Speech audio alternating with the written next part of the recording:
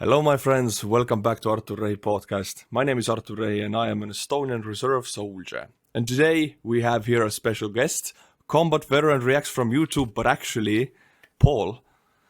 Yeah, thanks for having me. I'm really excited to be here. Is it okay if I say your name? I'm not sure how you Yeah, are. yeah, Paul is fine. Yeah, absolutely. Okay, okay. It's much easier. I sort of got I don't want to say stuck with the combat veteran reacts moniker, but I think sort of like I think we were almost making the same content when we started on YouTube, just like Yeah. looking at military videos and sort of adding that soldier perspective. So, but now it's like I'm a Ukraine war analyst, I guess, but I'm You're a still military combat blogger, veteran let's be reacts. honest. Yeah. Mhm. I mean, but I guess you have a much longer military history, military experience than I do. I'm only done 8 months conscription, so maybe you can tell me a little bit of your experience. Yeah, sure. So to give you kind of the background, I um, did what in the U.S. we call ROTC in college. So that's a program that runs alongside your university education at a civilian university, where you do sort of officer preparatory training in the summers and probably a couple weekends out of the year. You'll do military training. You'll take actually like military courses on all sorts of military stuff from the rank system all the way to the basics of like planning and operation. And then when you graduate university, you go immediately onto active duty, at least at the time that I did it. So I entered active duty in 2009, and I spent about a year in pre-deployment training. I was very briefly an instructor for other officer candidates, other cadets. Um, and then I deployed to Afghanistan as a platoon leader in April of 2010. And then I was there for 12 months and did all sorts of good, interesting times for sure. But brought my whole platoon back, all more or less in one piece, or at least came back with the same number of soldiers I left with, which was the most important thing. And then state was on active duty for another, I guess it would have been 2-3 years, something like that. Left active duty in 2013, and I actually lived in Brazil for a year studying Portuguese. Or was it a year? It was like 6-7 months. And then went to grad school to get my master's, and I was like, I'm just looking forward to being somewhere and not having to travel again. And my grad program was like, hey, we're happy to accept you, but you have to go to our Bologna, Italy campus. So I was like, oh, okay, I guess I'm moving again. You gotta So yeah, I travel. packed up and spent another year in Italy, but I did do my master's in what they call strategic studies, national security studies. So it was, I mean, it was honestly great because it helped me like bridge that connection between the like down and dirty of war fighting and the politicians making decisions. That gap where you have to actually solve like the problems between, hey, you want a war to achieve X, Y, and Z. Okay, how do we translate that into soldiers driving around Afghanistan? It's a really, really fascinating sort of space. Yeah. So it was all. I mean, it was great. Some of my professors in DC were like former undersecretaries of defense. Like Ooh. somebody was like head of acquisitions for the Pentagon. You were just like, these guys knew so much about the business of making military operations happen. And it's funny. I know people tune into the channel like, oh, his combat experience is what he relies on, and like Yeah, it it's definitely boots on the helps. ground, like you talk for that. But I hear so much more right now. Yeah, exactly. And like a lot of times, I think what people find most interesting is that ability to sort of connect it. When I can sit there and look at okay, here's what the Russian military, the Ukrainian military, the US military, here's what they're saying. Here's what we're seeing on the ground.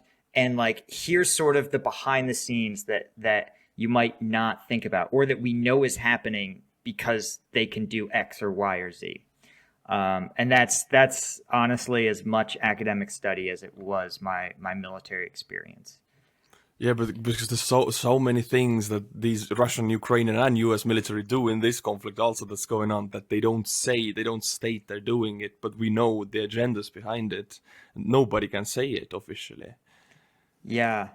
Yeah. Even things like, an example from some recent videos, you had the Russian forces. They were like, hey, we're fully deployed around Kherson. And then 2 days later, 40,000 of them had crossed into the river. I was like, no, How? like the math doesn't make sense. You can't move a 40,000 person military and all their vehicles and all their logistics. Like, you can't do it in 48 hours.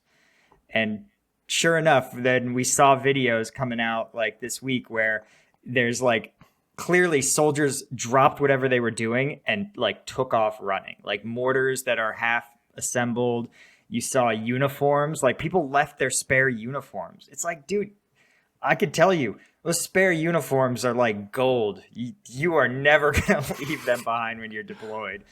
Yeah. So I was like, yeah, these guys freaked out, panicked, and left a lot of things behind. But still, there's some anomalies here because Ukrainians did not capture as much vehicles as they did under Izium. That means Russians took most of their vehicles intact, and still that's a lot of vehicles to take out in 48 hours. So they were, I don't like to say this, but Russians were very successful in taking their vehicles away from Kherson. Yeah. Yeah. And I had heard, I mean, there had been rumors for a while that there was some level of preparatory withdrawing happening, but you're still sort of stuck. Like, you still have to fight. So if you're still fighting, you can't move all your armor out. You can't move all your supply depots out. And so I really was expecting a sort of phased withdrawal where you would see them sort of shrink down to the perimeters and then finally, exfil via the two bridges. And yeah, it was really bizarre. And it almost was like Russia's like lack of command and control worked in their favor, just because the Ukrainians, I think, were just shocked that the Russians vanished like that. And they really, I think, thought they were going to be like fighting mile by mile to retake it. Yeah, because that's what the Russian propaganda and the Russian leadership, General Surovikin and Shoigu and everybody put out a few days before. We're not going to leave, we're going to stay, and then they're gone suddenly. I don't know whose decision was it, but even the generals didn't know about this, I guess. Yeah. I mean, it's funny. I was texting a friend of mine, and he reminded me, he's just like, never ascribe like deception to what could be explained by Russian incompetence. And not like, obviously they're a powerful, dangerous army for sure. But man, they have a lot of holes, They're a big bucket, but it's a lot of leaks. Yeah, I see so many comments saying that, we're yet to see what the Russians come up with, or their big intelligent move, or it's just a huge genius military move to do. No, they're just incompetent, and it for once worked out in their favor. Yeah, exactly. Yeah. But I mean, everybody was also waiting for the Izium and Kharkiv front to repeat itself. But it actually didn't. Ukrainians didn't gain as much, and Russians left. Yeah.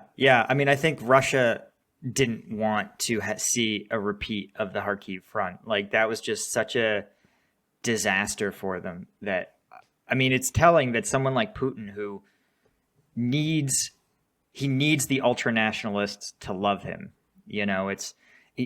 I think for him and a lot of like autocracies like that, where you don't need to win elections, but they depend on having a hardcore group of supporters who keep them in power.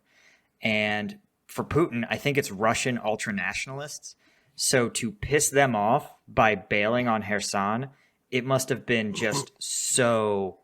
It either must have been so bad to try to keep Kherson, the troops, supplied, or he must have been like, I will literally not be in power if we have another Kharkiv type event.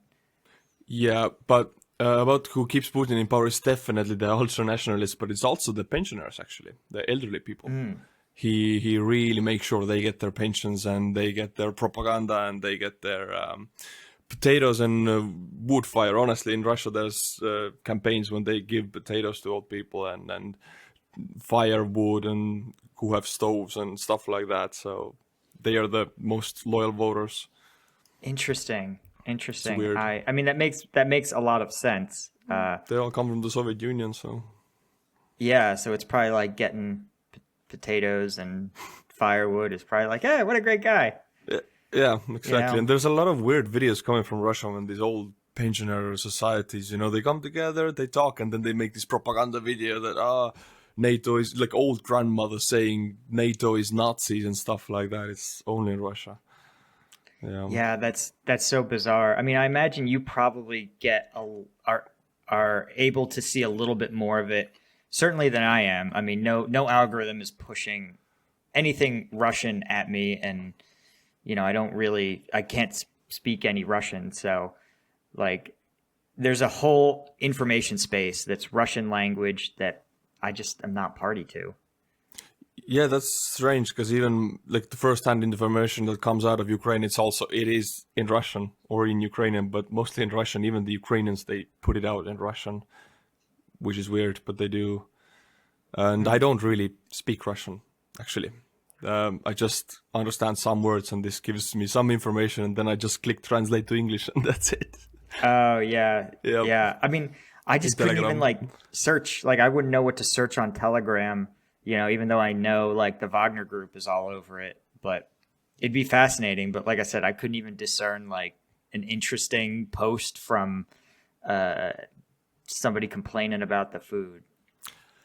Honestly, but it's so weird. When the war started, I see such a different reaction from my audience. I posted these videos. People were so thankful about the information. They didn't get it from anywhere. Now everybody is accustomed to the war. People have their own favorite Telegram channels to watch. It's like you're switching channels on TV. Ukrainian frontline man or Russian frontline man. And I put out information that's like 10 hours old and I get comments, old news, boring. And I'm like, this is war. I'm like, I cannot make this more entertaining for you. That's how it is. But they get their info straight from the front lines now. Yeah, I mean, this has been just wild. I mean, even 10 years ago in Afghanistan, if I got out an email, a couple times a week, my parents were like amped about it. And now to sit there and be like, oh, I can watch, the liberation of Kherson like in real time on a GoPro. People don't understand. This is not what war is like. Yeah, it's crazy. I mean, Yeah. I could only imagine the next big offensive that's gonna come. Ukrainian troops are gonna be like live streaming it from their phones. Yeah, Jesus. I mean, just even some of it too, like to see a real, like an actual live rounds lethal ambush, not just from a drone camera, right? That was new even in like, again, the 2010s, it was like, wow, a UAV can watch combat from above. Now you can watch it from above and the same event from a GoPro. And you're just like, I mean, one, it's wild to see. And I think it's actually really good for also like militaries to see and just understand that, war isn't Call of Duty, but it's also not the exercise. Like when you do the exercise and you're like, you have to sprint really hard and it hit the dirt and then sprint really hard again. And you're like, even actual combat isn't as like, it's way more intense than an exercise. But sometimes militaries love to think that there's an exact perfect right way things should be done. And war is just so messy. And so like being committed to having this idea that there's some perfect ambush and that you have to train the perfect ambush. Yeah. It's not there. It doesn't happen. And we see it in the videos. Good units, very experienced.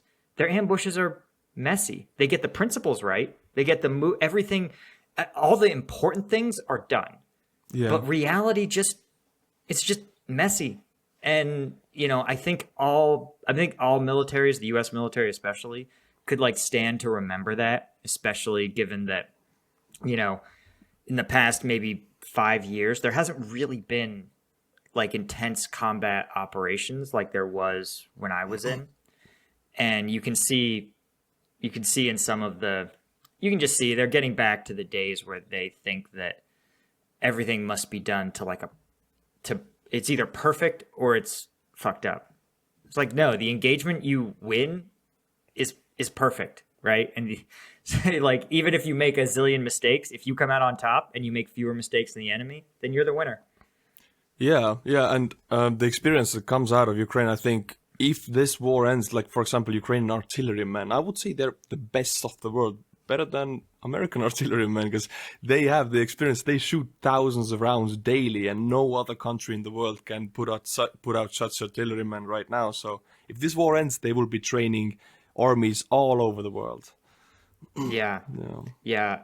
And it's funny, there's a little bit in the U.S. political discourse of, is it worth it to give Ukraine all of this military technology that the U.S. has developed? And I tell people, this is the best use of American dollars for this equipment because it's all getting tested, right? We're learning things about how drones really can be used on the battlefield that we had no idea, right? And we learned things. It's honest. It doesn't lie to you. The battle doesn't lie. Right. And it's same, I think, with artillery. We're learning things about ways that you can do artillery missions that we never thought about, because we never knew we could be this precise, right? No one ever, as far as I could tell, the U.S. military never looked at using drones to call in artillery strikes and do like the live feedback, like, oh, your round was short because I watched it land short. Like, that's wild stuff. It is insane. And now to sit there and just learn all your military technology, all your systems, someone else gets to take it out to a real combat zone, really test it, and then you get to come back and go, hey, here's 15 things we're going to fix about the way we train our artillerymen, like you said, about the way we develop our systems. Here's new software that's going to do, what the Ukrainians put together with, duct tape and a couple of lines of code. We're going to make a military grade version of it.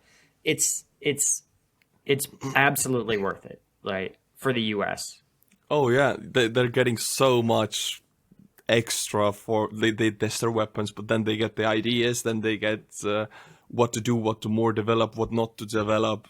Switchblade, for example, I don't want to say it was a failure, but it wasn't worth the hype. I mean, it didn't change much. I mean, HIMARS, that did, and it's not a Wunderwaffe, but still, it's the weapon that changed the war most is HIMARS. So it is. Yeah, and it's tough to know. It's like you don't know until it gets out there and you see it.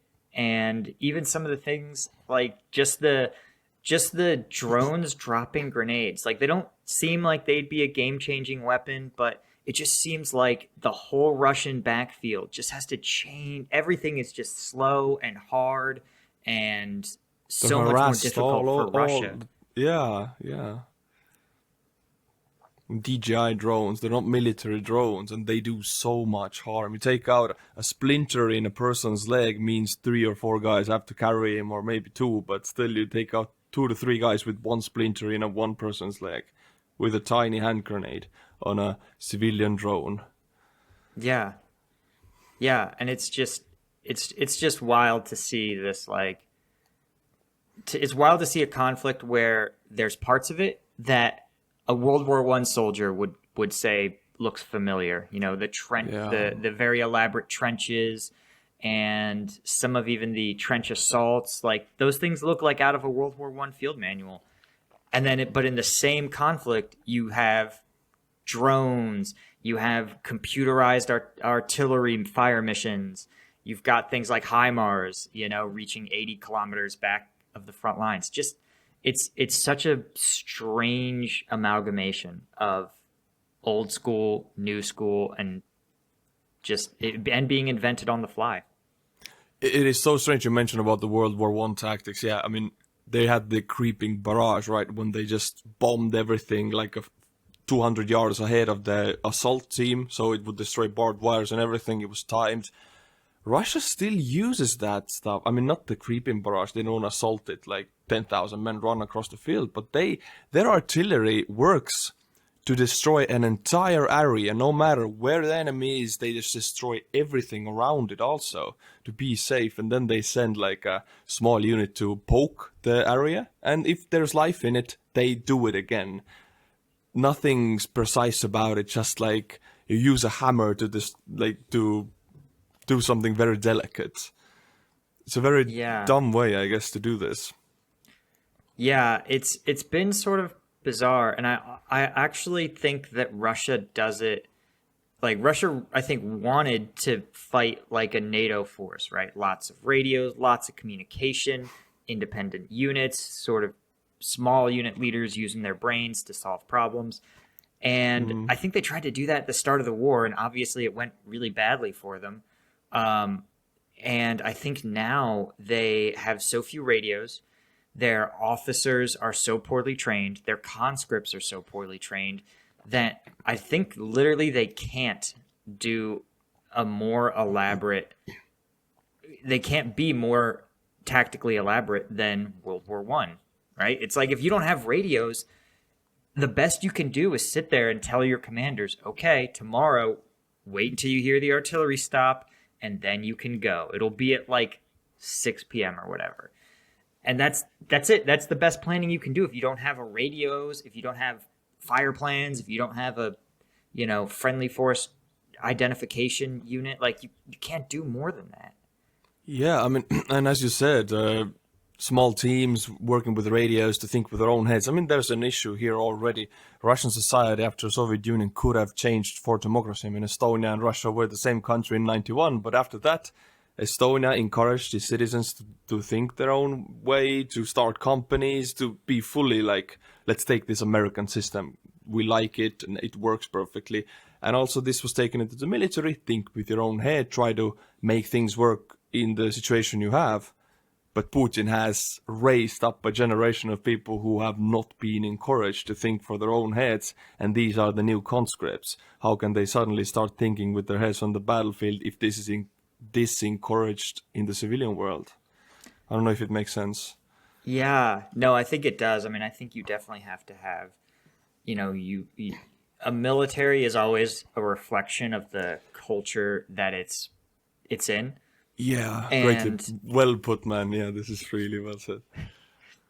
But yeah, it's like if you don't, and I think it's too, there are cosmopolitan Russians who would probably agree, who probably adopted a lot of those, like, Western post-Soviet, like you talked about, where you come in, you say, okay, here's this new system. People are more independent. You should be encouraged to start businesses and think on their own and change in response to changing conditions. But I think the people that adopted that in Russia, one, they probably aren't exactly being encouraged by Putin, like you said. And I think they also beat feet out of Russia when this war kicked off. Yeah, they're not in Russia anymore. Yeah. Yeah, these are the like million people who have left Russia since the war started. These are the people, I guess. Yeah, yeah. And I mean, again, you like acknowledging Russia as the bad guy in this war, like they obviously invaded a country for no real reason.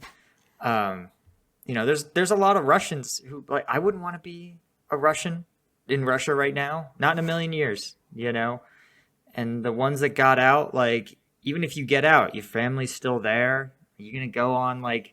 You're going to go out there and start bad-mouthing Putin when your mom is still, like you said, getting her pension from Uncle Vlad? Like, I don't know, man. They probably, like it's not a good society to try to be in, full stop. Yeah, there's a Russian YouTuber I really like. No fuckers, do you know him? I don't can't say his name right.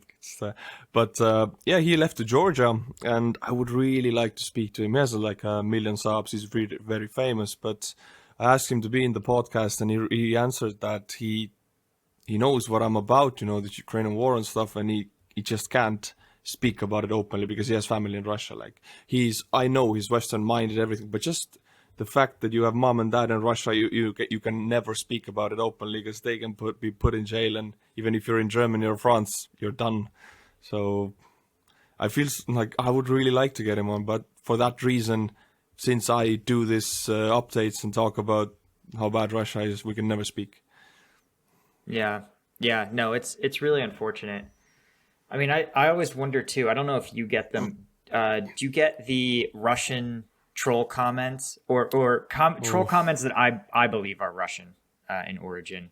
they Just like are. super pro Russian, very angry, and I always wonder how many are state sponsored and how many are just people making sure that they're publicly espousing pro Russian beliefs. I mean, Russia is like there are Prigozhin, the leader of Wagner company.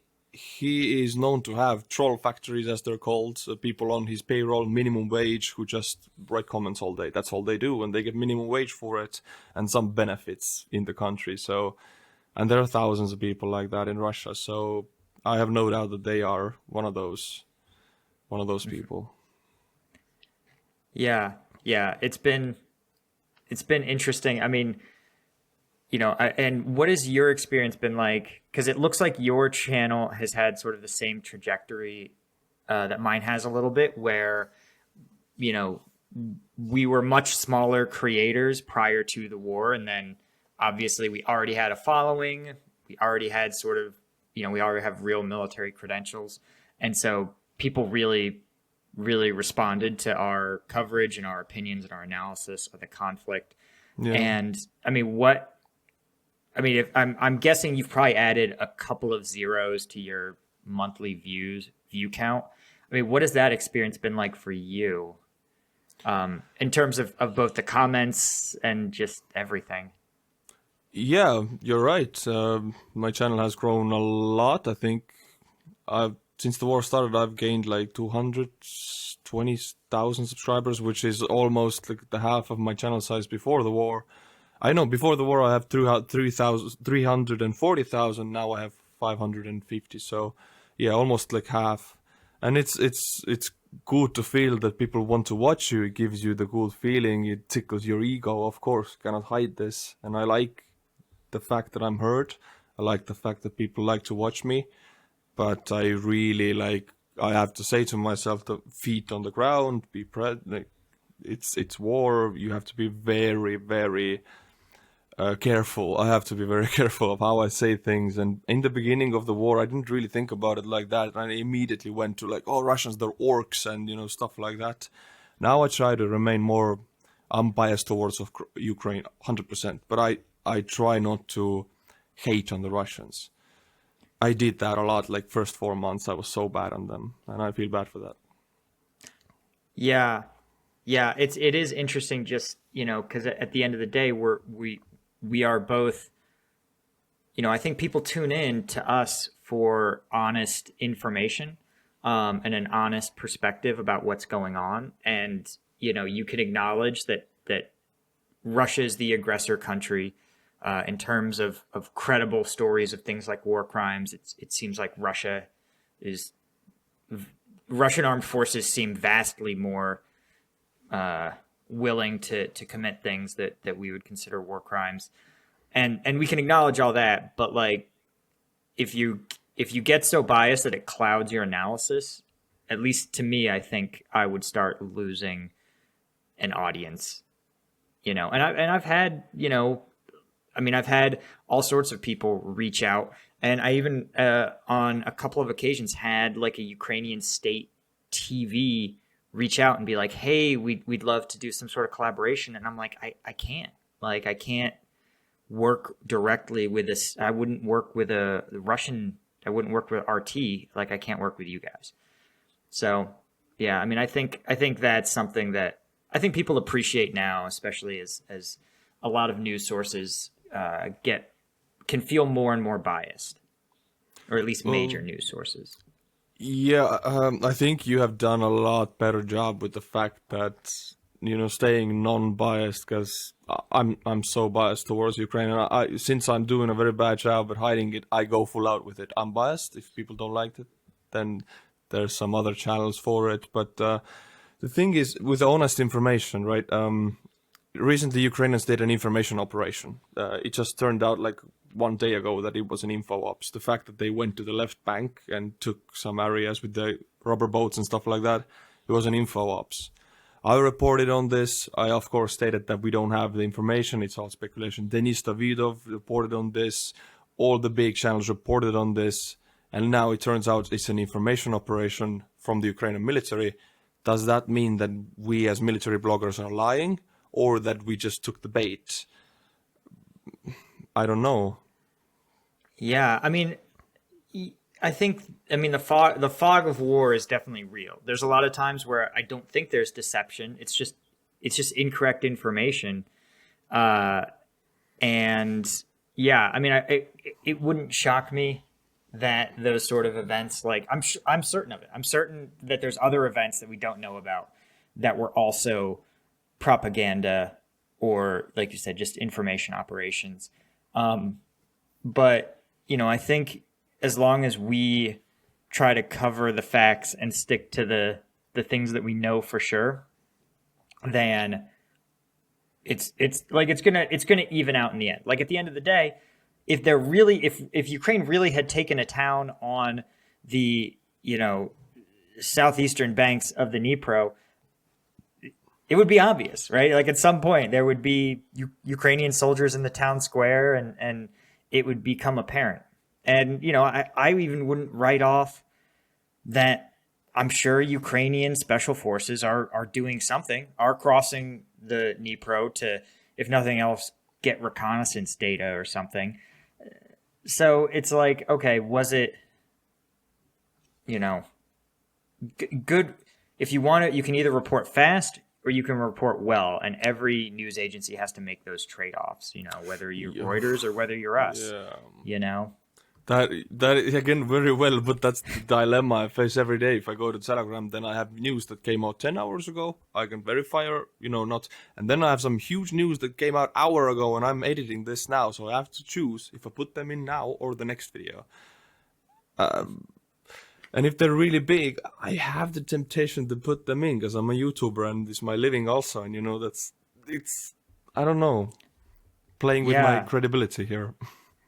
Yeah, it's tough. It's tough. I mean, I think, but no one's immune from it. Like I'm a big finance YouTuber fan, and they've all been getting many of the big finance YouTubers, at least in the US, have taken sponsorship money from a company called FTX. I don't know if you've seen any of this. The crypto Yeah, that fell yeah, big time. yeah. Oh yeah, Estonian news were talking about this. It was huge.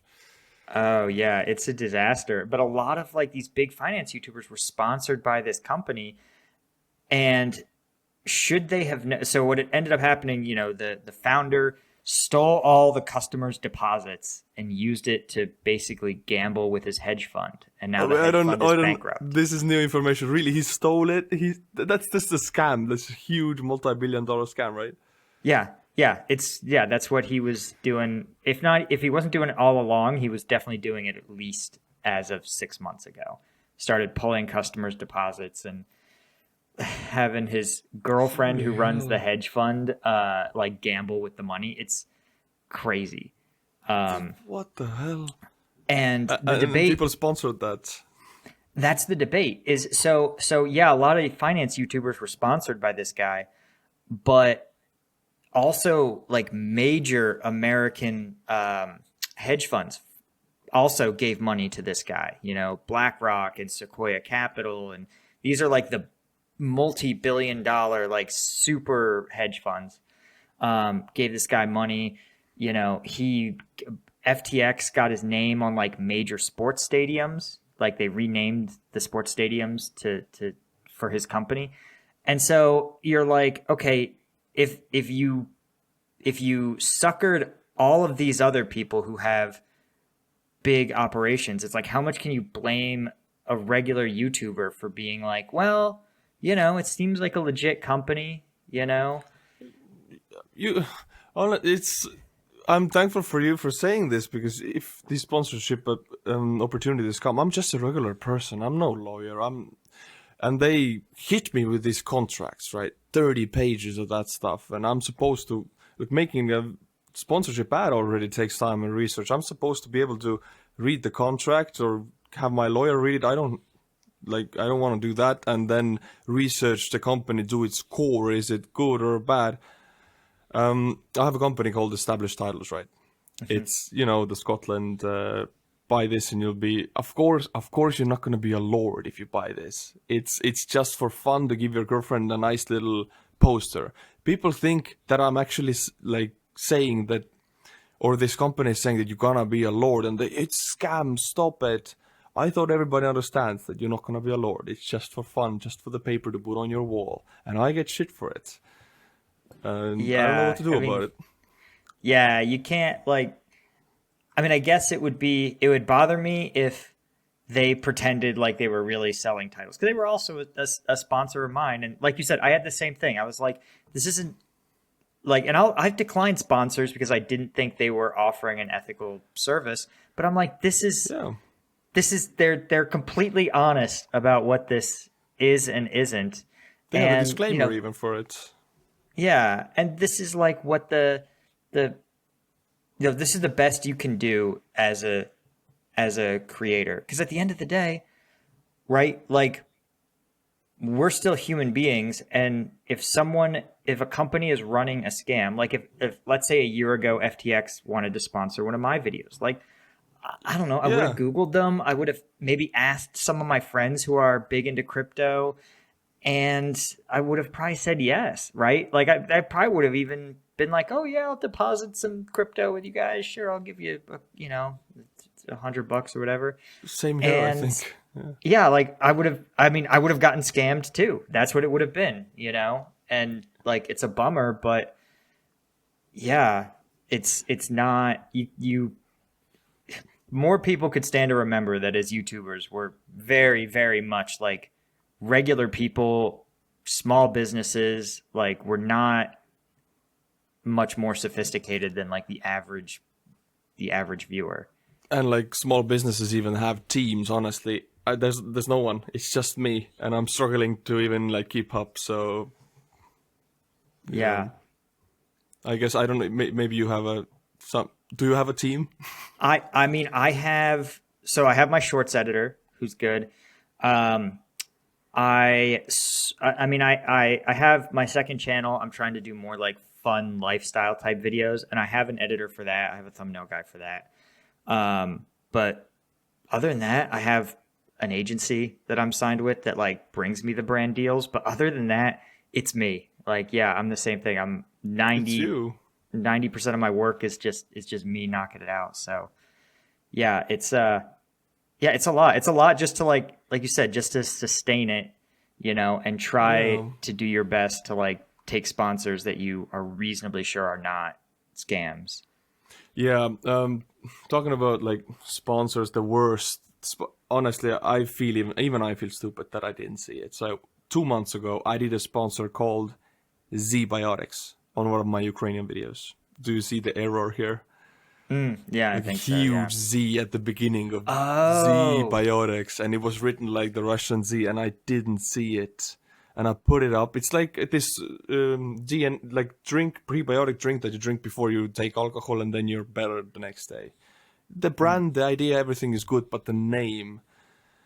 And I put it up. The video did really well, and people were like, "Oh my god, are these guys Russian or what's up? Like, what's going on here?"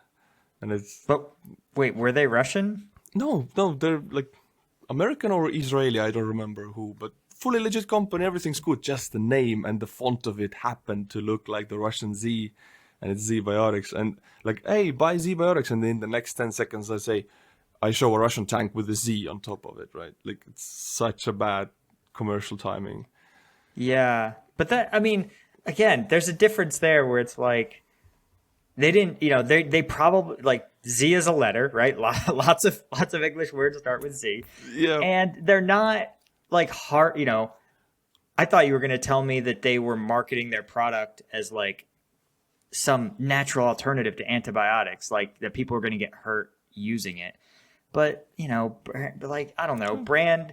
Just a vitamin Some drink. people are worked up over nothing. Like people forget, people don't know the difference sometimes between like a situation like that where nobody's hurt. You know what I mean? So like you should put a limit on how upset you can get over something harmless. Oh yeah. Versus like, again, if you told me that they were like harming people or telling people that they shouldn't use like real medicine, then I'd be like, oh yeah, Nothing that's like that. I mean, you're so right. As a YouTuber, you need to have this like internal way of understanding. Okay, this is just people being people, and this is a real situation here. The fact to determine which one is which. Yeah, I mean, I honestly, the best coping mechanism I've developed is not reading comments. I know that's probably like not something great to like publicly acknowledge, but listen, if you want to comment on my videos, my Patreon, I respond to basically every Patreon message that isn't trolling or just mean-spirited. I truly love the Patreons, and they're great. It's a great way to like filter it so that you connect with the fans that you really want to connect with. But like, again, it's hard. Like you said, some of those comments are almost certainly like paid Russian trolls. It's like, why should I even give them the oxygen? Because who knows? Like, who knows? Maybe it was literally Russian trolls trying to like damage your ability to get sponsors. Like, who knows with these guys, man?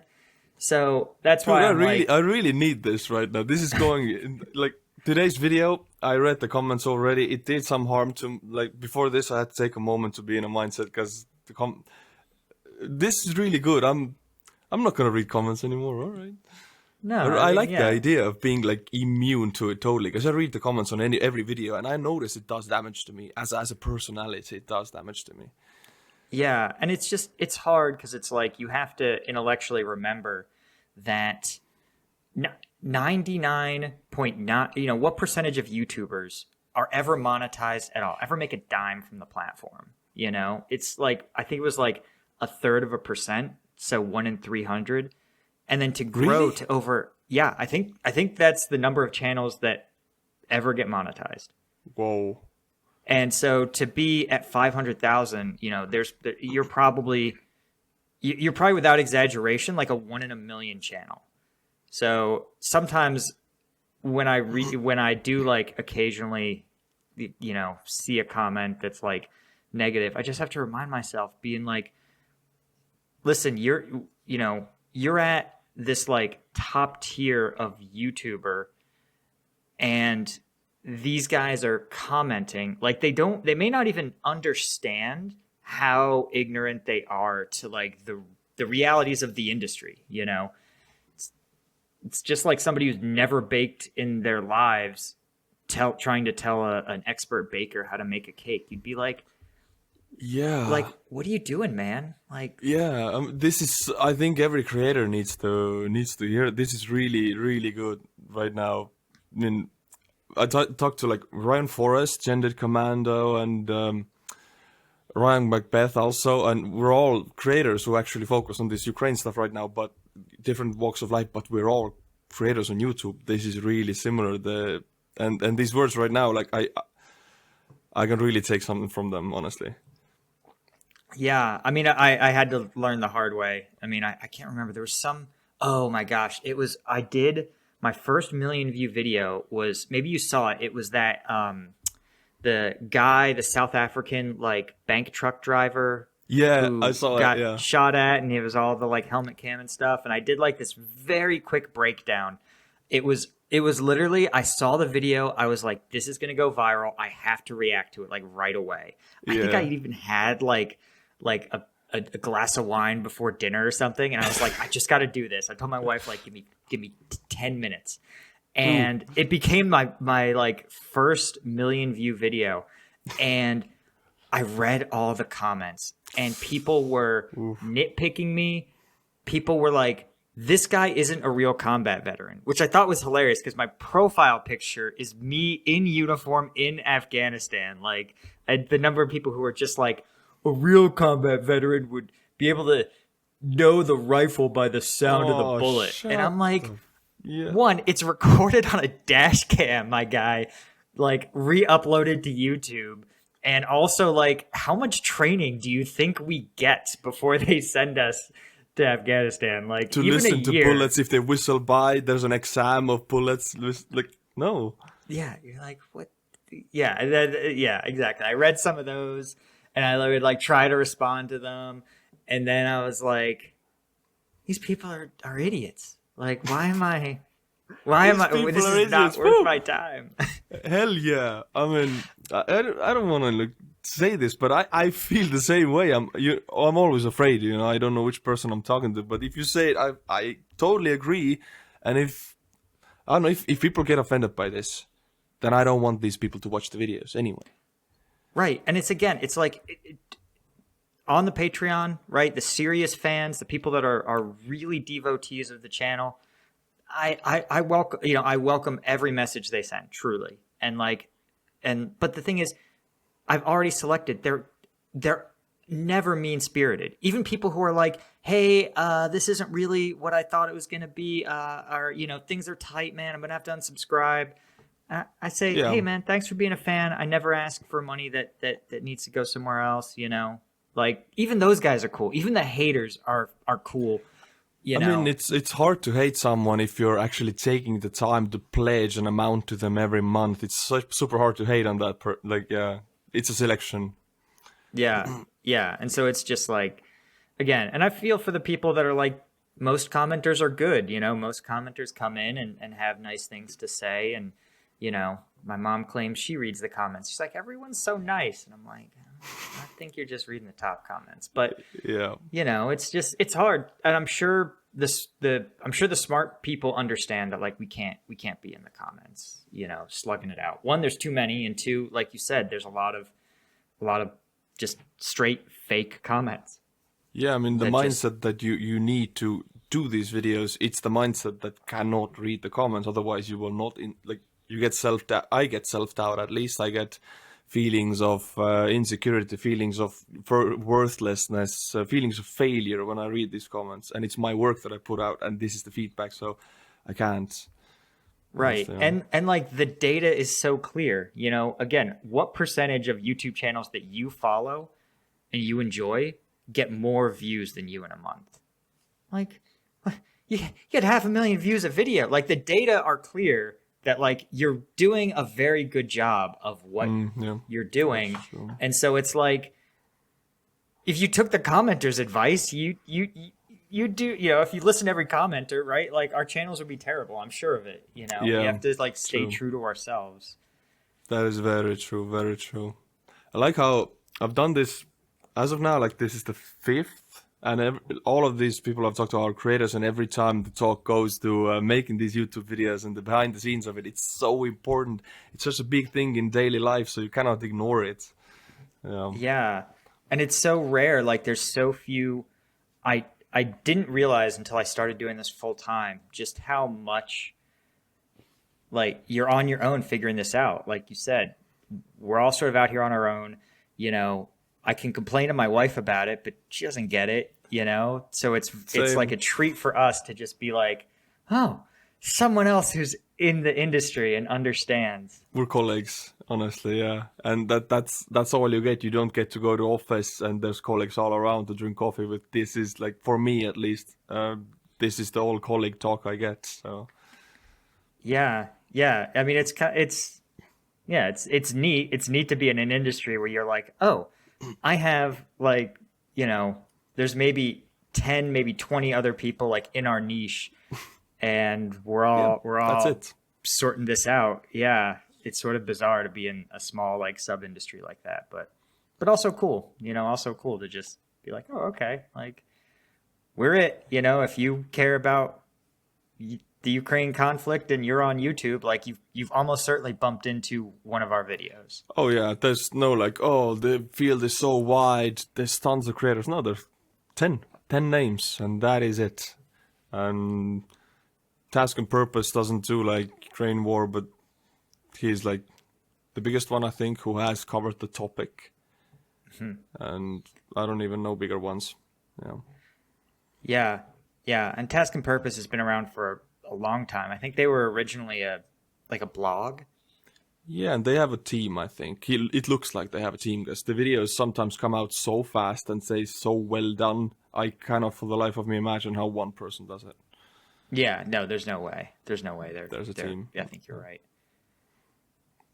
Yeah, so what are you, I'm curious, like, what are your other sort of venues or vehicles, or like what else are you working on, or are you just all about trying to get the videos out for now? Well, like, I don't know, what's the future of your channel look like, do you think?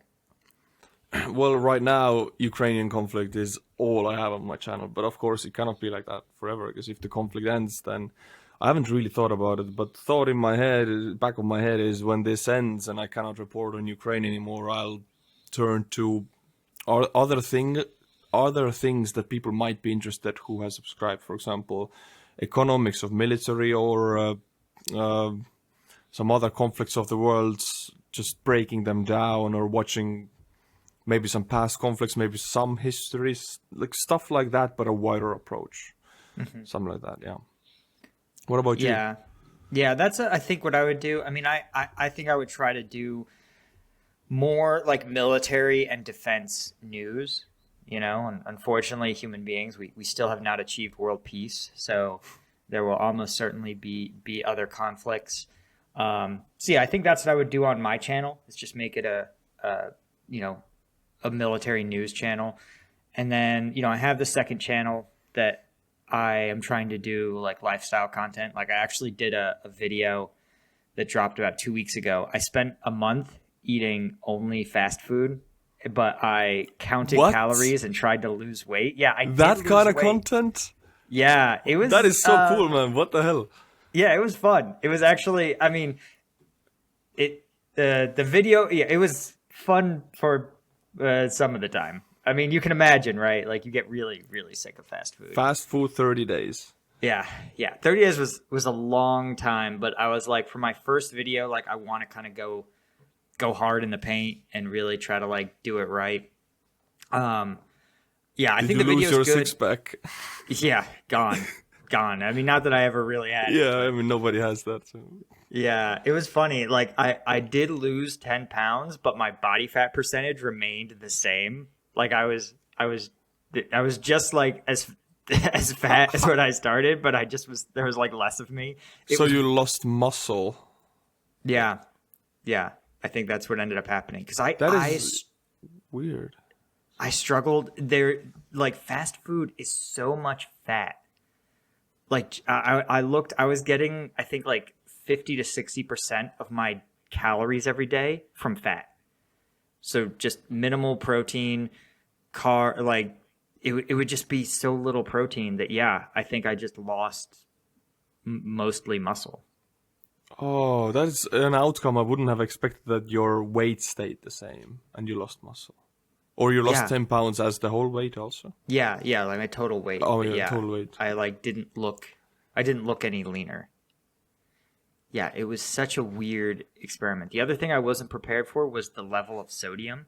Well, there's a lot of salt, yeah. Yeah, so much salt. Like, enough that if I wasn't really careful about selecting lower salt options, I would actually get headaches, and I would feel like really bloated, and like sometimes I could even feel like my heart kind of like da-dum.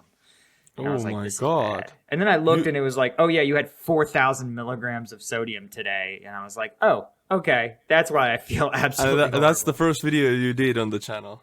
You went off with a bang, man. That's like, this is a very hard thing to start with.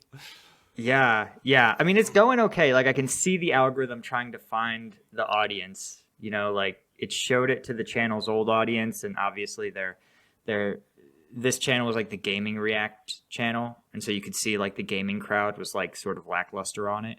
Oh, But yeah. over the past 2 weeks, the click-through rate has been going up and up and up. So, I think Really? I think it'll find its home here in the next maybe 2 weeks.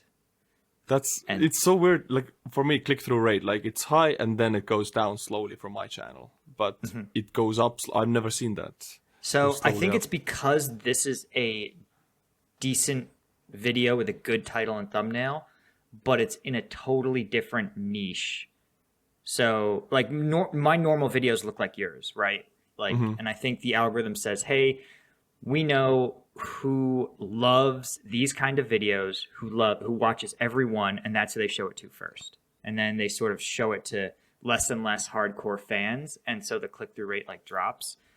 But because this was so different than the channel's other content, they showed it, to like the gamers, it was really low. And then every time they've been trying to like find like, okay, who do we think would like this? And I think even the algorithm it may be learning that there's some people, fitness types, right? Fitness and diet people.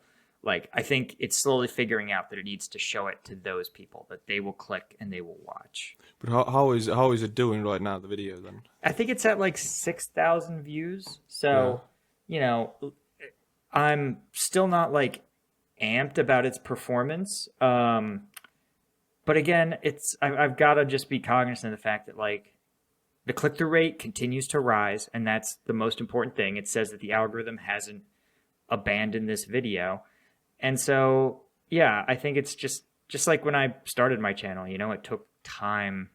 It took time to grow videos into an audience. They didn't Starting, reach the it's audience so fast. hard to find a new. Even like right now, if I do this podcast channel, for example, like you do the new channel, I would think I have a 500,000 subscriber channel and say, go subscribe to my podcast channel. No, they don't. Like 99% of the people don't. You still gotta start again, and it's so hard to get people to this channel.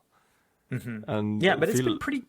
I think you've been pretty successful. I mean, you have what 50. It looked like you were around 50,000 views per episode so far. Uh, uh, the fact is that these views come from the people that I talk to. So that's the honest truth about it. So my channel only has 25,000 subscribers, and these people have like 300, and they post it on community. I hope you will also. Yeah, And yeah, yeah. that saves my videos, because starting is so hard, and I don't want to do this again. Like I'm past that phase now. I don't want to go back there, like starting from zero. So Yeah. I've been, I'm so grateful for the two people actually who have posted right now on the community. So Yeah, but I mean, at the end of the day, like it's your podcast, and like every podcast relies on guests. Like that's the concept, I think it's not being fair to yourself to sit there and say, oh, well, it's just the guests. It's like, well, yeah, of course, that's what makes a podcast successful. that is true. Okay, true. Yeah. Well, also the podcast, I really started to feel a bit isolated. I mean, YouTube is obviously an introvert job if you do it like that in your room. But honestly, after this war, I've been like grinding and grinding on it and talking to no one. And it feels good to talk to people who do the same thing. And I feel like you understand the situation I'm in. I understand about you more. And as you can say, yeah, my girlfriend, I mean, like, spiritually, soul ways, we're connected, the closest person I ever am to, but I cannot share this part of my life with her. I mean, I do, but she doesn't understand. Yeah. So, Yeah, no, it is. It's one of the things that makes the field sort of tough. I mean, again, it's like I'm so busy. I have a zillion projects like this, but I really want to actually make a Discord group for YouTubers in my city. I think it would be really useful. I'm in a pretty large city, which actually has a fair number of big and small YouTubers in it.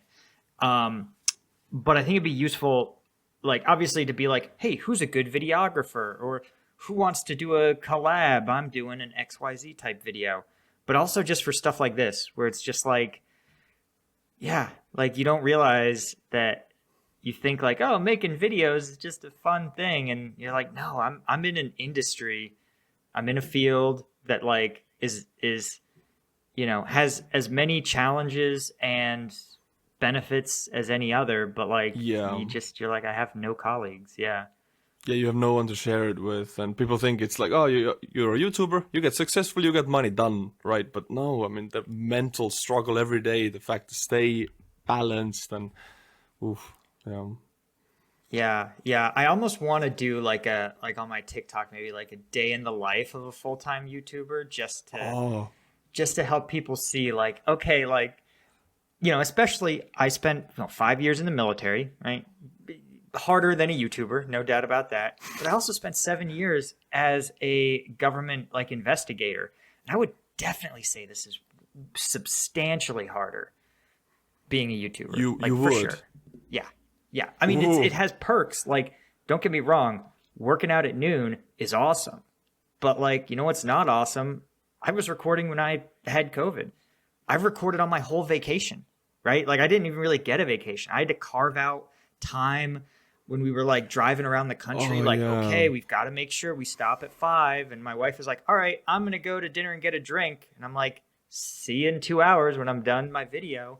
that is crazy. You don't get a vacation, and yeah, it is so true. If you go somewhere, if you really want to rest as a YouTuber, you just have to pause your uploads, and then you feel your hands start like an addict. Your hands start to shake, and you're nervous. Like I haven't uploaded for a week. I can't do this vacation. I need to record. Yeah. Yeah. And people forget it's like, if we, at a regular job, you take your vacation, you work all year, you get your vacation, you take your vacation, and you don't worry about making rent. Like when we don't do videos, we don't get paid. And so, No. yeah, sometimes for a vacation, I'll be like, all right, well, I'll do a week's worth of work ahead of time Yeah. to be ready to take these vacations. And I still come back to like 3 days of built up work. And yeah, it's just, I mean, I love it. Don't get me wrong. I love doing this, Yeah. Yeah. Same. but it comes with a lot of constraints that aren't obvious. And people actually don't really talk about that much, or it's not mainstream information. Otherwise, we wouldn't see these comments, perhaps hating so much on some other stuff, or of the human side of the YouTuber. Yeah. I mean, again, it's like, I'm cognizant, like there's a lot of people with a lot harder jobs that are way less forgiving. And like, I'm very lucky to be able to get to do this. But again, I'm 35. I've worked in a lot of other positions and a lot of other capacities. And, I would strongly disagree with anyone who says that it's not a real job. It's not a real income. I had my neighbor who's a good friend of mine, but when he first heard I was a YouTuber, he's like, so you're like retired now, right? And I'm like, absolutely not. And never will be with this job, probably. I mean, or I would imagine, how do you retire from this job to be able, like, I'm at least so used to being able to express myself daily almost. Who do I talk to? I have no colleagues around. What do I do all day? Yeah. I need this job. Yeah. I mean, I think about that too, where I was like, because we've been trying to like save a lot of this money. Like I said, we're cognizant that, You gotta put it all aside. There's no contracts to save you. Like, all the money you make now is all the money you have later. That's it, as a YouTuber. Yeah. Yeah. And especially now with inflation as high as it is, we're like, okay, how do we put this money in places that it's going to grow for us, So FTX, FTX. Yeah, not FTX. Check out my link in the description. Get a million, yeah. Yeah. True, yeah. No. I mean, what to do with it? It's kind of stockpile, and for the fact that you're a YouTuber, that I know that this means that you have to have a big amount on your bank account, because this is the amount you are going to have to live with if you get demonetized. Yeah. That's it. So. Yeah, and that's the other thing. Yeah, exactly. Like just there's always like that sword over your head, especially as Ukraine conflict, like YouTubers, Oh my God. Like It's the obviously, worst. Yeah. if I could press a button to end the war, I would, right? No human life is worth content creation. Yeah. But like, yeah. I'm also cognizant that like this war shouldn't and won't last forever, right? We'll have to pivot. and interest will wane. Like that's just how human beings' minds work. And I'm just like, I got to be prepared for like that day because it will come. Oh And yeah, it's so difficult. Like I've gone through phases where my audience, like I do, that's my rhythm. I do something that works until it doesn't work, and then I understand, and that's such a pain to convert to another topic. And I feel like I lose like half of my audience at least, maybe even more, and then it starts to build up again. And I'm so afraid when this moment comes because I know it will crush me for like some time mentally. yeah, yeah, no, it does. It's hard to like, even if you're financially prepared for those events, it still is like emotionally tough to be like, oh, I'm doing an eighth of the views I did 6 months Ooh, ago, and yeah, you're like, oh, okay, I thought I was good at this, but I guess that's also just part of the job, is being a survivor, and yeah, I mean, I think there's a lot of creators out there who you can see they never pivot. Their channels the views just drop and drop and drop. you have to And change. You have to yeah, change. I mean, the views will drop anyway, but if you change, you get them back. But if you don't, they're going down. yeah, yeah, just forever. I mean, yeah, there's some creators where you see like 500,000 views or 500,000 subs and they have 4,000 views per video, 5,000. And you're That's like like, what. That's my worst nightmare. I don't even wanna. Oh, like I yeah, get creeps when I think about that. yeah. I mean, that's why I'm trying to like save my money, invest it smart so that if the day, like I want to say my dream, right? My dream is to keep doing this, but like to get to a point where I'm like, I'm going to make only the content I want to make. If it gets 1 million views, great. If it gets 5,000, also great. Like You gotta be very rich for that. It's yeah, a exactly. bold place to be. Exactly. That's why I'm like, yeah. And in the US, there's the way the tax law is written, it's really, really, really favorable to buy like real estate properties to rent out. And so that's sort of the campaign my wife and I That's have the been on. long term plan. Yeah. Yeah, yeah. It's just like Ooh. take today's money and turn it into, a rent check every month from somebody. Can I ask So about this? Do you wanna talk? Is it yeah, okay? yeah, yeah, yeah. How's that going? Like, yeah. Uh, it's actually been going pretty well. So what I've been doing is generally, um, obviously when I get paid every month, I pay my taxes, and then I will. Lately, we tend to have like do it in phases. So we just bought a property. What we have done is actually, so my wife is a physician, and she during her residency lived in just like a shoebox. It was Mm, built in the 30s, constantly falling apart. It was a terrible place to live, especially if you're a doctor, you work in a hospital, like you don't have time to fix a place. And so what we said is, okay, we're going to buy a place. It's going to be near a major hospital. We're going to furnish it. We're going to set up all the utilities. We're going to take care of everything. We'll have a maintenance guy on call, everything you need, and we'll try to rent it to traveling nurses who are there for 6 months, or these like resident physicians who are very busy and just don't have time. And you know, it's so far it's been good. Didn't take us a long time, but it was also like very hard to get it set up because we bought the place. It had recently been redone. It still needed to have like some work done on the roof.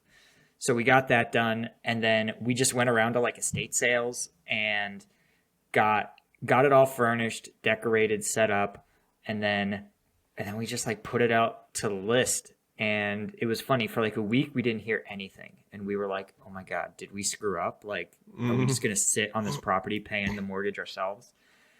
And then the week before the first of the month, 4 people called us. One of them called us as they were driving to the hospital to start work. And they're like, we don't have a place to stay, and I'm starting tomorrow. Like, is your house available? And at the time I was like, no, the roofer's still there putting the roof on the place. But like, they were like, that's fine. We'll stay in a hotel for a week if we can get access to this house, because it's whoa. right for us. Yeah. And so yeah, so they've been in the house. They've been really cool. So it's worked out well. We're like very pleased with how well it's gone. So yeah, definitely the setup was work. Again, to my wife's immense credit, like literally her and her dad were up there like doing some of the lawn stuff to get it set. So it was a huge team effort, but um yeah, so far it's been, good, making us money. I'm Should recording all of this mentally, guys. Like I have to be there at some point to make like I have no pension coming as a YouTuber, so Yeah, same here. It's like you gotta, if you want a retirement, you have no choice. You have to build your own. And so I think the rest of this year we'll probably just do like regular investments in like the stock market and stuff like that. And then next year we'll probably start looking at another place like in the first quarter of the year. I mean, if you're able to get a place and then another place next year, then I assume you're doing good. I mean, Yeah, and your wife doing good. yeah. I mean, obviously it's an advantage that my wife works, right? She works a much more like stable, regular job. Um, and it's like, I'm sure we have the same basic math of like sponsorship money and the AdSense revenue and Yeah, Patreon. But like you that's said, it. it's hard because it's temporary. I have, if I were a betting man, I would not bet that I'm doing this well view wise in 2 years, right? I would And be if you shocked. would be, then you're just like a rocket going. Like if you, yeah, then you're one of the million again.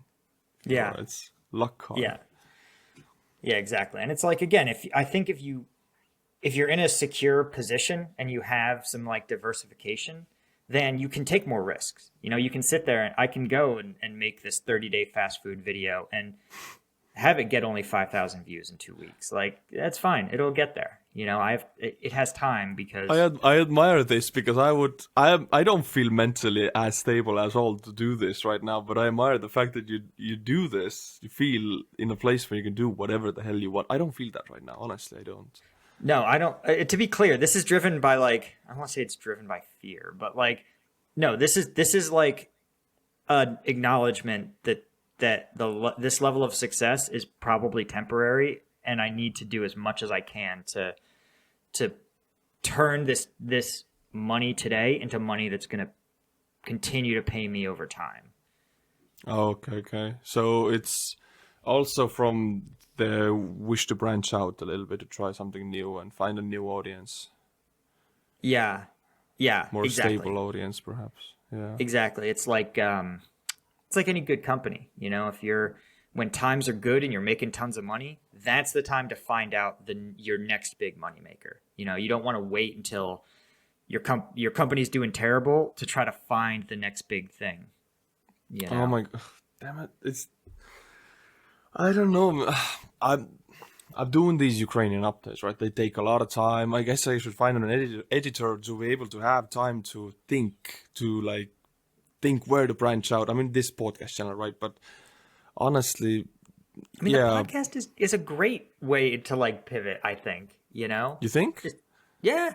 I mean, like the nice thing is to me, right? You obviously, I think getting other Ukraine creators is like great because the algorithm already knows both of our channels. It already knows we have a big audience overlap. Like it's a great way to start.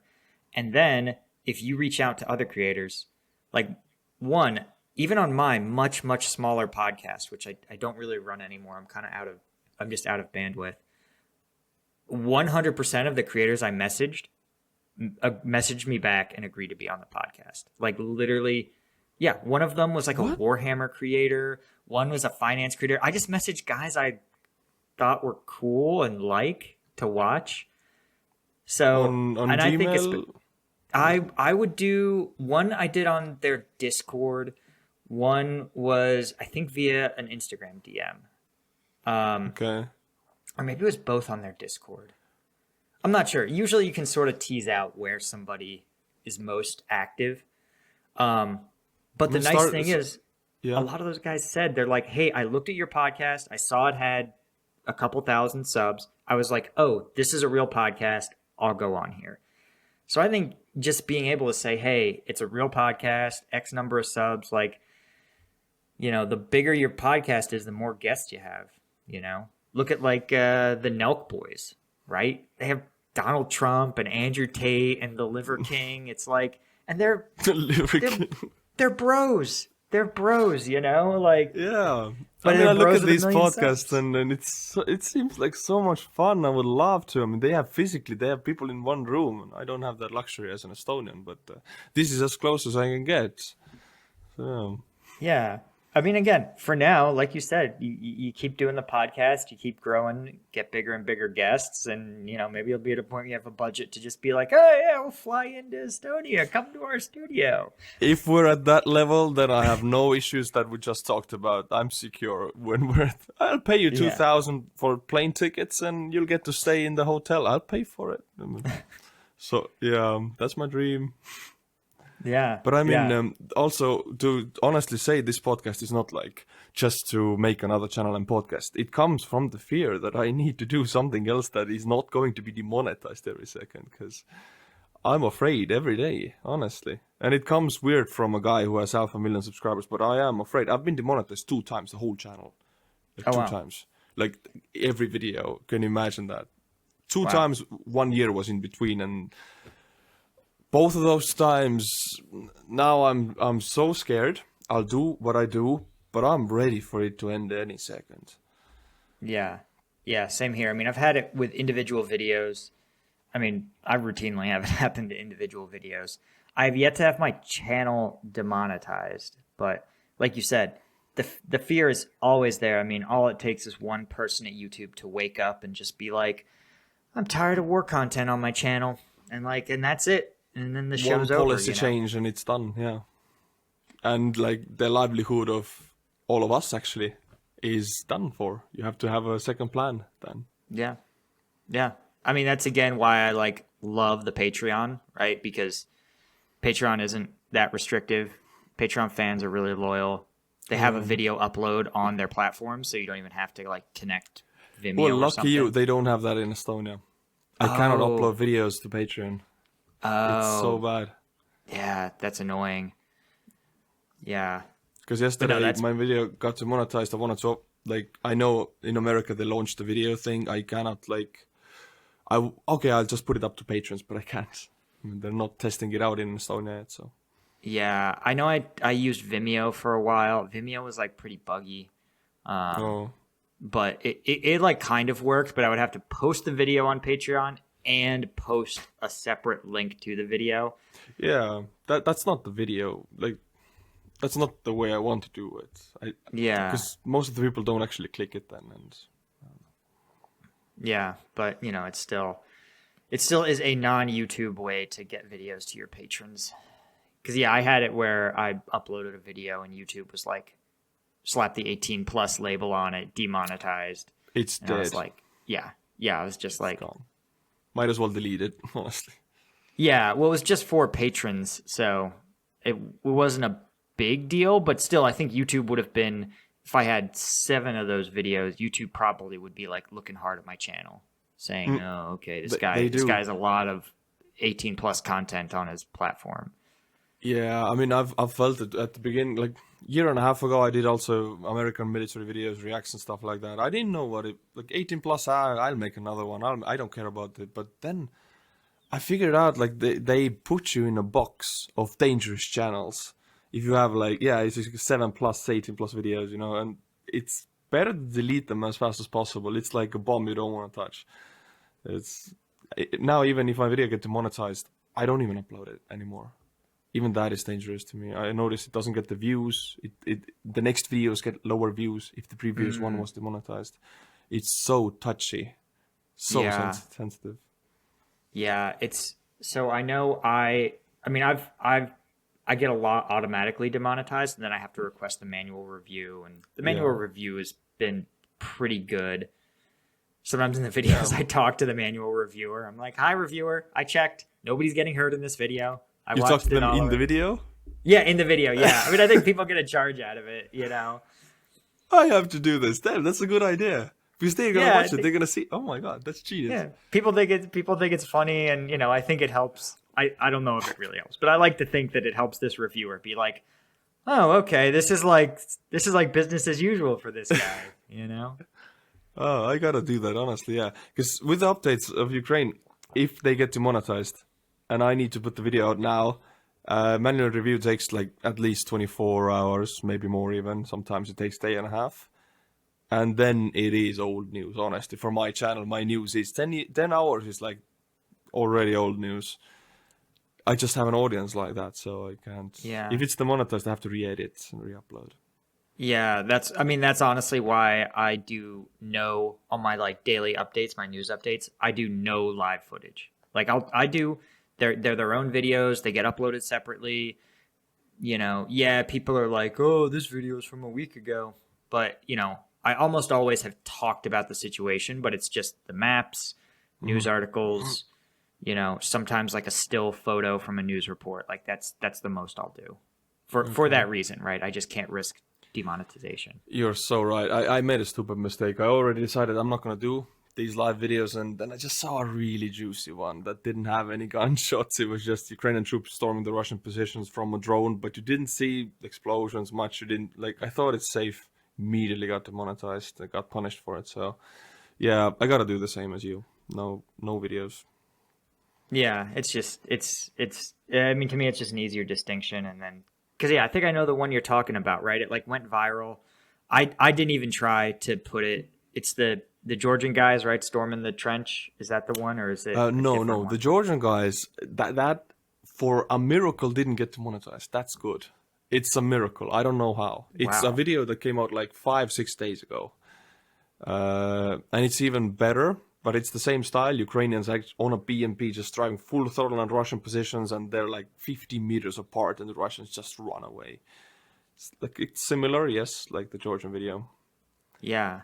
Okay. Wow. Yeah. I'll check it out, and if nothing else, like the Patreon, I can put anything I want. So. Like the Georgia video, I just did straight to the Patreon. I'm like, this is never going to work. Yeah, that was the last risk I took, and I'm not going to take them again. Like, these times are over. Like, 4 months ago, I used to do regularly drone kills. 5 best drone kills. I was stupid. 5 best drone kills from Ukraine. And I put them up, and for some reason, they didn't change the policy back then. They changed it later. These videos, some of them got monetized. Mm-hmm. But now you couldn't. Your channel would be like gone if you do that. So I deleted all of them that got demonetized. I deleted like 3 videos that had over 1 million views. It was so painful. But I had to do it because they were 18 plus. And that came after the last announcement that they changed the policies of monetization. Yeah. It's hard. It's hard to learn about policy changes only when your videos get demonetized, like, cause clearly there was something different in the demonetization algorithm that let some of this drone footage like I look back right now and I'm like, maybe I should delete these videos just because they're dangerous. I mean, they're green dollar sign, but I know what's in them, and it's not good. So yeah, I mean, sometimes it's just weird. And, it is, it's like make all the money on them you can and let YouTube come in and demonetize them. I mean, I could tell you, I have something like, it's got to be over 20 demonetized videos in my archive. I'm checking right now just to, published videos? that have just gone through. They've been demonetized at some point, right? They, had the algorithm obviously like nuked them. They don't get shown to anybody. But yeah, let's see, monetization, limited ads. Yeah, it looks like I have 13 limited ad videos still up. So, but that is actually not that much at all if you think about it. Yeah, like, you make content regularly for years, and it's only like 13. So I look how many do I have, because I know I deleted like 20 plus of them a year ago. Limited. I'm talking about limited monetization, actually. I have only 8 videos that are right now limited monetization, because all of the rest I just deleted. Yeah. I'm sorry. It's interesting. I didn't realize there were a video of Russians capturing a POW. Like nobody got hurt; they were just talking, and that got 18 plus restricted, which is really bizarre. What? This is somebody just manually reviews and is very like sensitive to this stuff, and because if there's no Yeah. explosions, no blood, no bodies, Yeah, it's bizarre. I wonder if it has to do with like personal identifying personal like individuals, like maybe because they have like name tags or something that it's seen as like an arrest video, maybe a privacy issue. I have no idea. oh yeah, But it will remain a mystery. Yeah. yeah, it's YouTube. It's inscrutable. But I think we can start wrapping up the podcast. It has been hour and a half. Hey, time flies Yeah. talking Okay. to you, man. Yeah. Yeah, Really. no, this was so much fun. I really appreciate you bringing me on. Um, obviously, right? I'll definitely put out when this goes live. I guess I should promote myself. Combat Veteran Reacts at the channel. If you want to see the lifestyle stuff, my 30-day fast food challenge, that's going to be on I'll put it in the MHGR. description also. Oh, cool. Just send it to And me. as always, I gave plenty of love to the Patreons. But if anybody's interested in those spicy combat videos that YouTube won't let me show, they're on the Patreon. So, drop a new video maybe every week, every 1 to 2 weeks is what I'm going for. Yeah, go and check out Paul's or Combat Veteran Reacts, both channels in the description below. So one is lifestyle, 30-day only fast food, crazy stuff. And the other one is Ukraine war stuff right now. So go and subscribe to them. And until next episode, my friends, I'll see you then. Bye-bye.